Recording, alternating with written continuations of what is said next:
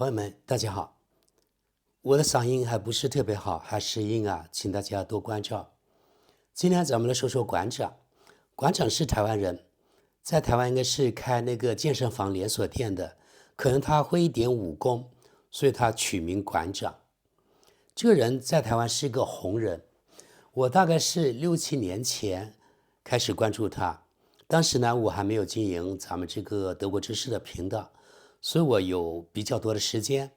而且呢，我比较关注两岸之间的事务，也就是说我比较关心中国这个整个国家这个统一这种比较宏大的事情。所以当时我关注过2个台湾的博主，一个是馆长陈志汉，另外一个呢一个是女的比较蓝比较红的人，应该叫黄智贤。她原来应该是一个叶问打拳什么一个主持人，后来呢不知为什么这2年好像消失了，我也没有再关注过了，比较遗憾。导师馆长呢，我一直在关注。我记得有一年，应该是韩国瑜要代表国民党参选所谓中华民国总统，然后呢，有一次他好像想邀请那个馆长帮他站台，一起跟他做那个直播。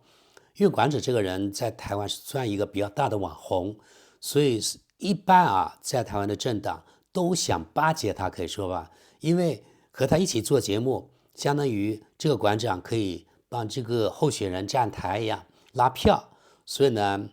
每个政党都喜欢跟他一起合作。然后我没记错的话，当时韩国瑜向他发出了邀请，想跟他一起做直播节目，但是应该是馆长呢没有答应，反而呢后来他响应空心蔡省长的那个邀请，然后应该是去所谓的总统府，好像跟蔡省长见了一面，然后呢好像也跟蔡英文做了直播。反正当时我挺失望的，因为我觉得如果是他比如说拒绝跟韩国瑜合作，然后呢跟那个什么蔡省长合作，或者跟绿营合作，那就表明这个人他的内心其实是偏绿的，所以我对他挺失望的。后来我就渐渐的就不是特别去关注他了。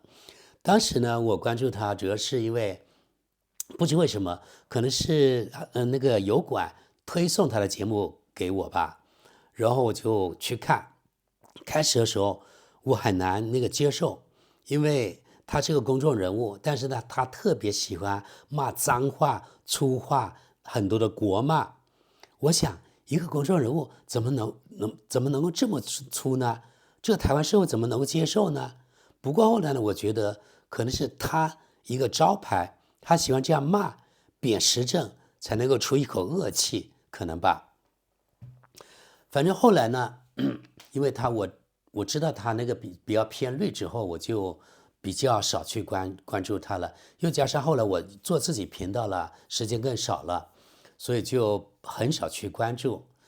哪知道大概1年前或者1年多前吧，我有一期我就点击进去，我就发现他好像对绿营也不高兴了，很多骂绿营的这话呀、内容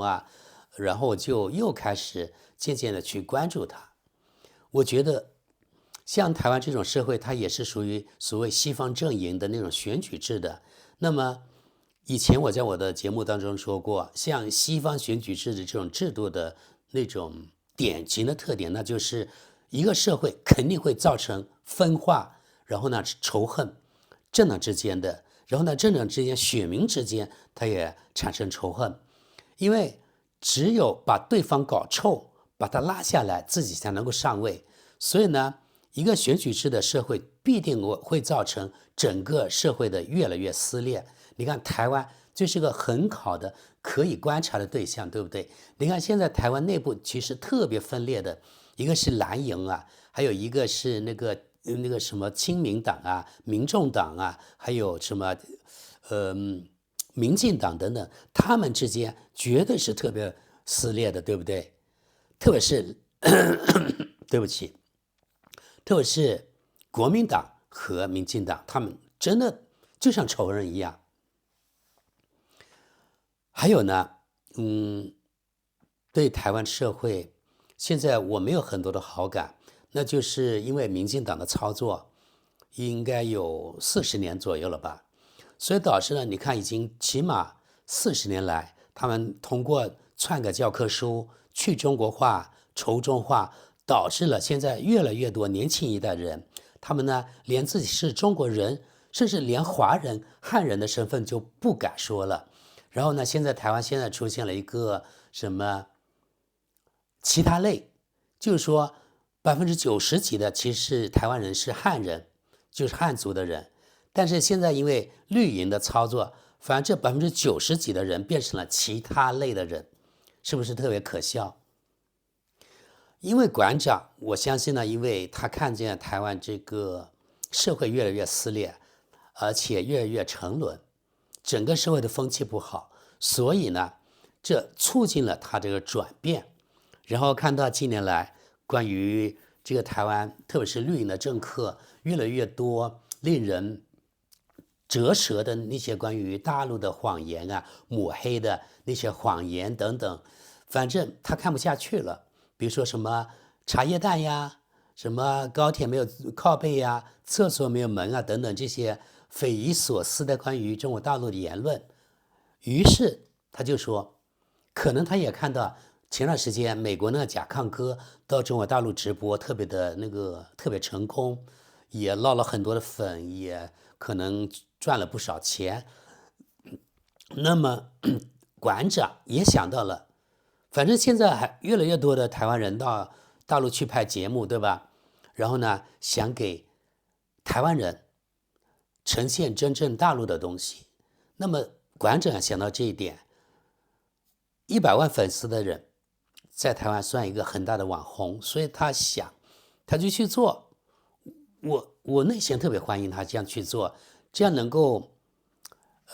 消除一些特别是台湾人对大陆的误解，这是好事情。而且他说，为了这个真实性，他全程直播，就是为了怼这个绿营，怼那个绿色媒体，因为台湾这绿色恐怖是真的是现在越来越严重了。我内心呢是特别欢迎馆长这样人到大陆去做直播的啊，所以我这2天也在特别的关注他。他目前呢在上海，应该是今天第2天了嘛。昨天他到达的时候，他就特别的兴奋。首先呢，他就说：“你看，大陆的机场啊，特别大，比台湾所有的机场都大。那肯定了，上海我不知道是不是浦东机场啊，可能应该是浦东，因为是做磁悬浮的吧。浦东机场那是全世界，可以说排名比较靠前的国际上的大型的国际机场，那肯定要比什么台北的松山机场啊要大得多了，对不对？我记得桃园还是什么，原来桃园的前身应该是中正机场。我是97年的时候，因为转机是从中正机场转到香港去。首先是飞到台北，然后呢在中正机场转到香港，所以对当时的机场的那个名字还有印象。后来不知为什么变成了那个桃园机场了，可能是去讲话去中化吧。好，咱们回到那个馆长，这次呢全程大陆直播。他下飞机的时候就觉得上海的机场特别大，然后呢他们走路呢去那个做磁悬浮，他说走了很久才走到，就表明了这个机场很大。然后他看见有很多电子的看板呀，就觉得大陆没有想象那么落后呀。然后呢去试着买那个磁悬浮的那个票，他说50块，怎么样。然后他说因为那个磁悬浮的票原来就已经定了，所以就不用在那个地方去买了。反正他就看到这之后呢，这下了飞机几分钟之后，就觉得就是大陆，特别是像上海呢，没有绿营宣传那么落后，他就觉得这点呢，他来到大陆已经值了。然后坐上磁悬浮列车之后，他也比较惊喜啊，因为还是比较快的。那个导游说7、8分钟就到市区了。下了之后呢，他们就坐了，应该是坐了那个大巴，全程坐大巴。他应该是小一个旅游团吧，所以坐在里面。然后我发现他最多说的就是你们不要拍我，多拍拍真正的上海的那个街景，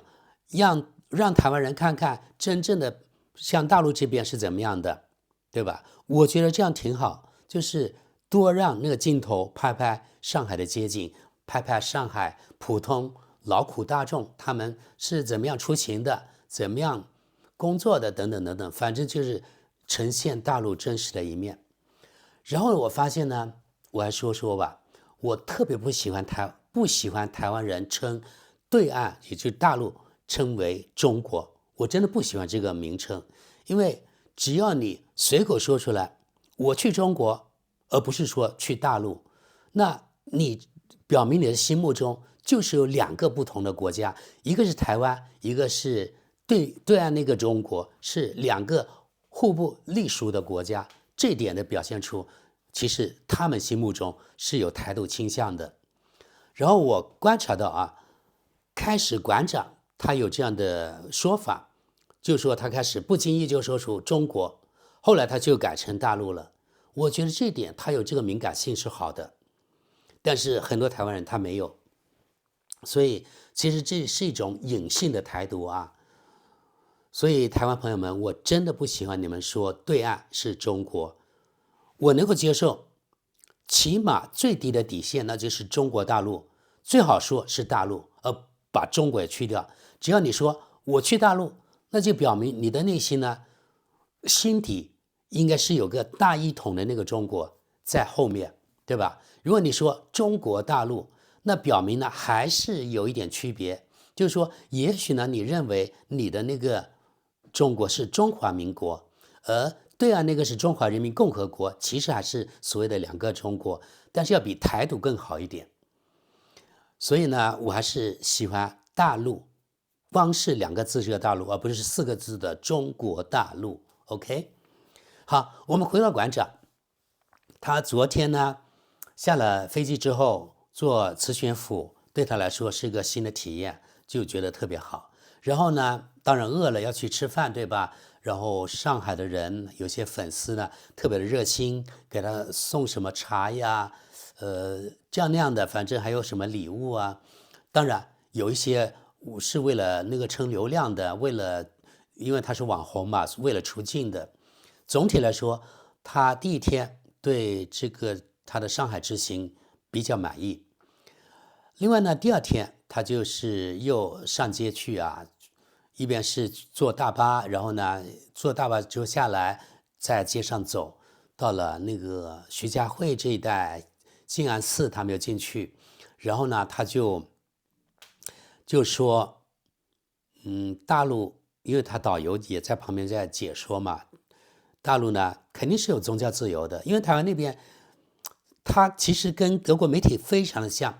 台湾特别是绿营的媒体呢，跟西方，比如说德国的媒体特别像。凡是大陆的东西，也就是从德国角度来说，凡是中国的东西，他们一般都是负面去解读。比如说德国媒体也是说那个中国没有宗教自由，那台湾的媒体也一样，对不对？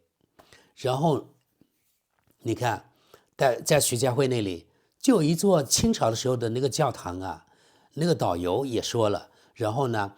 馆长特别说要从这个角度拍，那是最美的，因为前面有草地，还有那个人工的那个什么，像叫什么，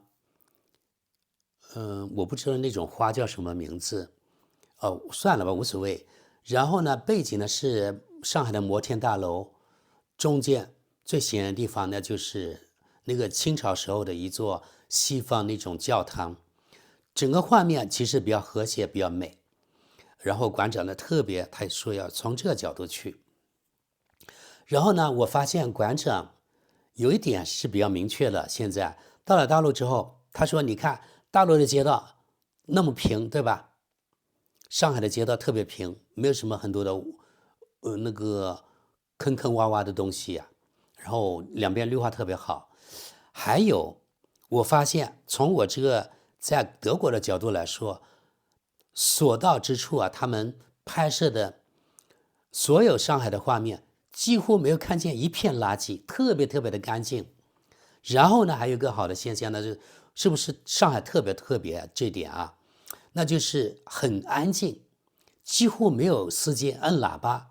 这点呢，也是刷新了我对我们中国，特别是大城市那种观念啊。像我回去我们小县城，摁喇叭的人还是不少，甚至在桂林摁喇叭的人也不少。但是你看他这次全程直播上海的，我几乎没有听见按喇叭的。其实在上海你看那个车挺多的，有的时候有点堵呢。然后呢，馆长还知道绿牌是电动汽车，蓝牌是石油车，这是他说的。然后呢，今天的直播就徐家汇的那段啊，他还特别又告诉摄影师不要把镜头对准我，而多拍拍前面、侧面两边的画面，让台湾人看看真正的上海的街道是怎么样的。我觉得这点真的非常非常的好，他就着重给大家看真实的东西。还有，他还说到那个所谓翻墙，他说大陆人不用翻墙，用那个 VPN 就可以了。这点呢，我觉得他可能还是有一点认知的错误。其实我的理解啊是 VPN 其实就是一个翻墙的一个工具，也就是说，普通的大陆人如果他不用 VPN， 他是看不到那个油管的。那么这点呢，我觉得大陆尽可能要自信一点。我认为完全可以开放，让大陆人可以不用那个 VPN 就可以看看外网的东西，为什么不呢？对吧？这是自信的问题。不过另外呢，我觉得某些台湾人把这个大陆人需要那个翻墙才能看这个所谓的油管呀，还有脸书等等，作为他们认为啊，我们台湾就比大陆自由，怎么样。然后呢，比较自豪，他说我们可以自由用美国这些平台。其实这点呢，我也想纠正台湾人。我觉得大陆政府虽然啊，他当时比如说不让我们那边大陆的人随便可以看外网，这点可能当时是不自信的体现。但是现在时代变了，我觉得大陆应该自信一点，让所有大陆人可以自由的不用那个 VPN 软件直接看外网。当时啊，大陆是这样啊，大陆有法律对吧？你比如说美国的什么谷歌呀、脸书啊，你想到中国来，那你得遵守中国的法律，对不对？那么你的服务器啊，你得放在中国大陆，对不对？然后呢，有些敏感词，那比如说我中国也有国家安全啊，那你美国的公司，你到了我中国来，你是不是要遵守中国法律呢？当时谷歌还有脸书，它是西方那一套，他认为我就是要按照我们西方那套来，你们中国这里经营我们的平台，然后呢，我们的服务器也只能放在美国，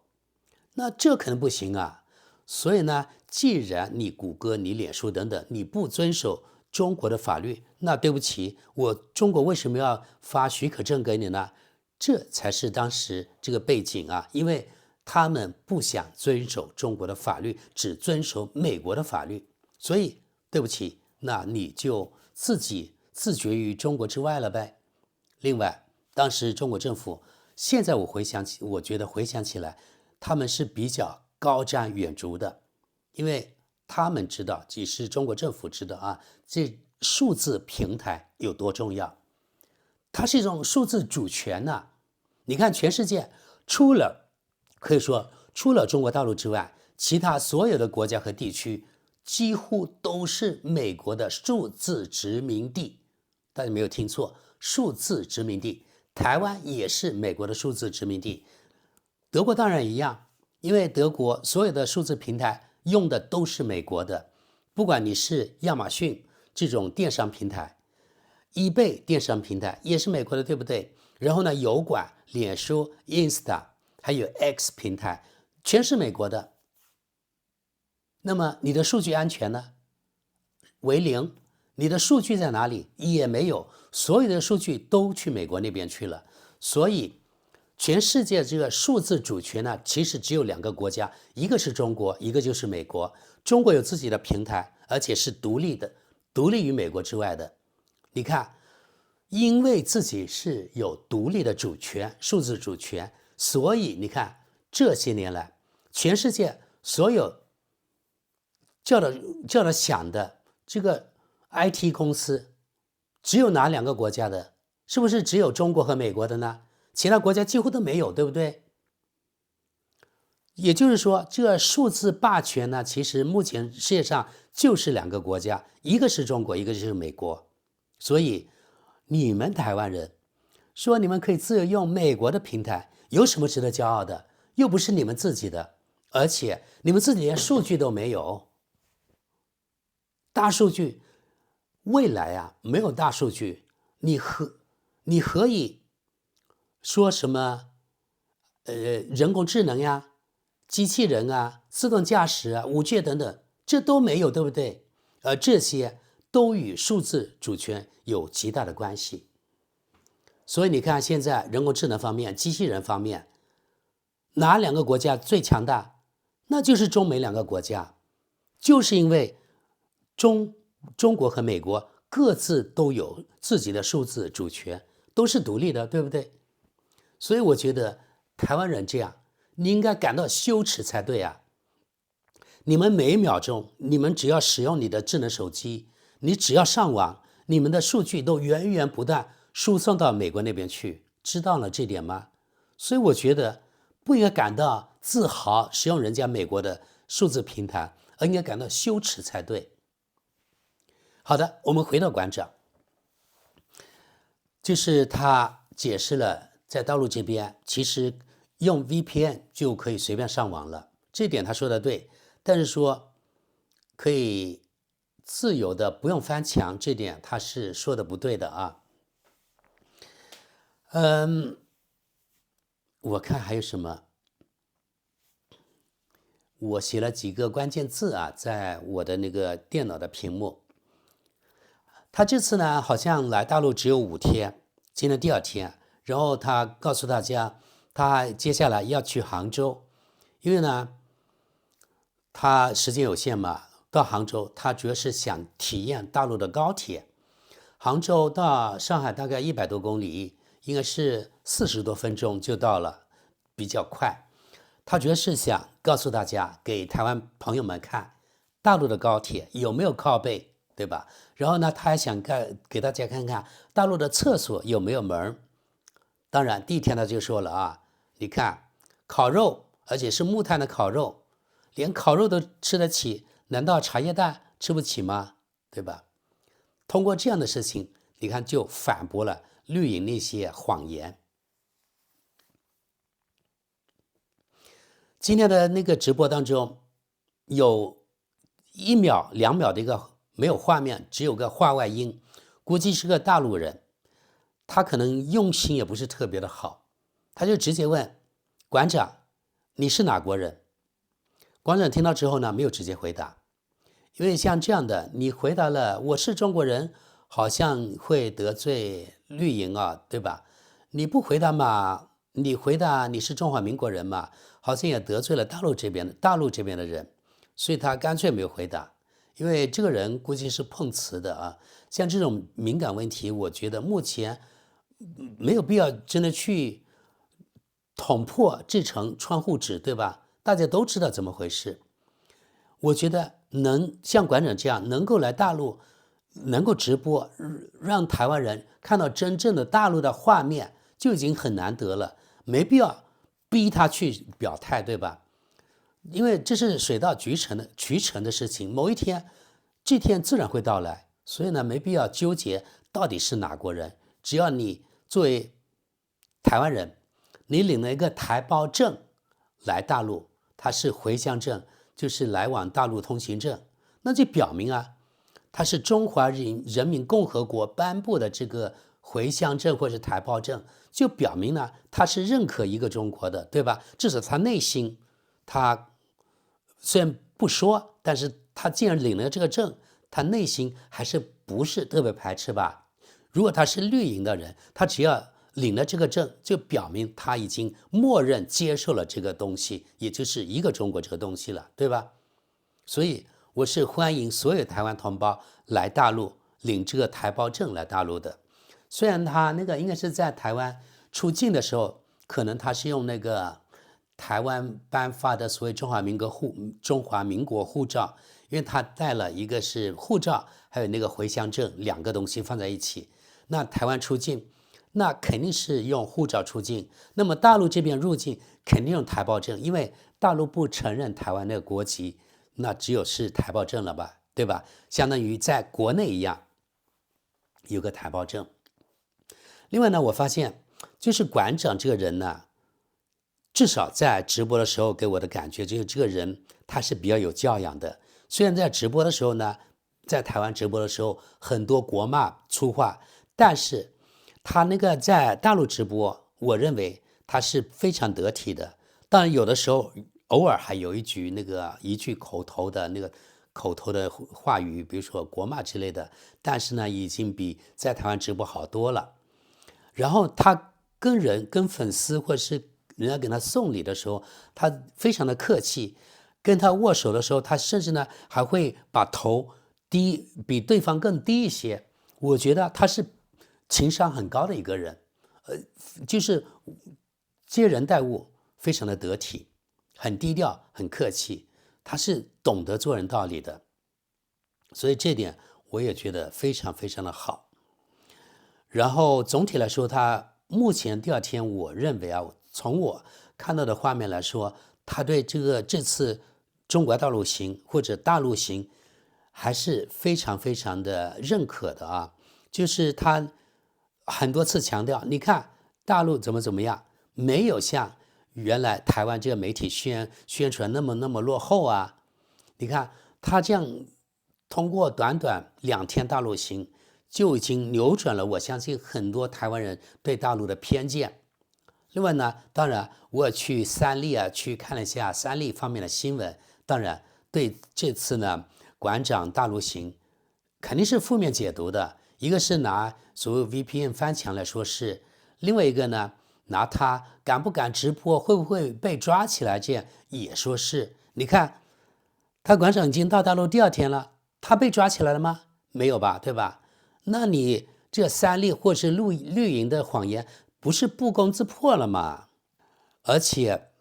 我发现台湾的那个绿营他们的媒体没有给馆长很多的画面，或者没有给上海很多的画面，他只是呢有一些那个电视台的那个播音员在那里语音的播没有放画面，这点我感到有点失望。就是说其实绿营他们是比较玻璃心的，就不敢播出真正的画面给绿营那些他们的观众听众看，这点就表明他们绿营的人呢是比较没有自信心的，否则他们也会大大方方的给大家看看到底这个他们对岸的那个敌人到底什么样子。俗话说知己知彼，百战不殆，对吧？像你绿营，你连大陆都不了解，你怎么能够战胜对岸的那个敌人呢？所以嘛，自信一点，大陆是怎么样，那让你们的民众好好的了解，这对两岸人民都有好处。所以总体来说，我真的非常欢迎像馆长这样的人来中国大陆进行直播，一刀不剪，就让台湾人看看目前真正的大陆是什么样子。已经2025年了，而不是40年前了。我发现西方世界的人，台湾当然也包括因为他们有媒体这个谎言构筑了他们一个信息茧房，所以让他们很多台湾人生活在信息茧房里，认为他们的认知当中还是40年前、50年前那个中国。好的，那今天我就是给大家说说我关于这次呢馆长到大陆直播的第2天的印象吧。我一直也在关注他，我希望呢他这次大陆的5天行能够圆满结束，看看真正的大陆。而且我特别的期望希望他以后抽出更多的时间，多走走大陆其他的地方，不仅要看大陆一线城市，也要看大陆中小城市，甚至呢有时间去大陆的农村也看看，这样才能给台湾人呈现出一个真正的全方位的多维度的大陆，而不仅仅是大陆，比如说上海这样光鲜亮丽的那个一线城市。因为大陆不仅有一线，还有二线、三线、四线，甚至呢所有的广大的县城和农村，只要去一些地方有代表性的去看看，那我就觉得是非常好的。而且因为我是广西人，是桂林人，我特别希望呢他能够去桂林山水甲天下这风景我认为最美的地方去看看啊，看看桂林啊，还有看看南宁啊，看看崇祖啊，看看靖西那一带，这才是真正的广西。当然也欢迎馆长到大陆全国各地啊去看看，各省去看看啊，这需要时间。我相信呢他这一生绝对有很多时间，很期待馆长下次看看除了上海之外他还去什么地方。好的，感谢各位。我不知道你们对馆长这次去大陆直播有什么看法？你们是怎么知道馆长的？你们对馆长这个人他的国码有什么看法？希望大家在下面留言。好的，今天就到这里，感谢大家，我们下期见。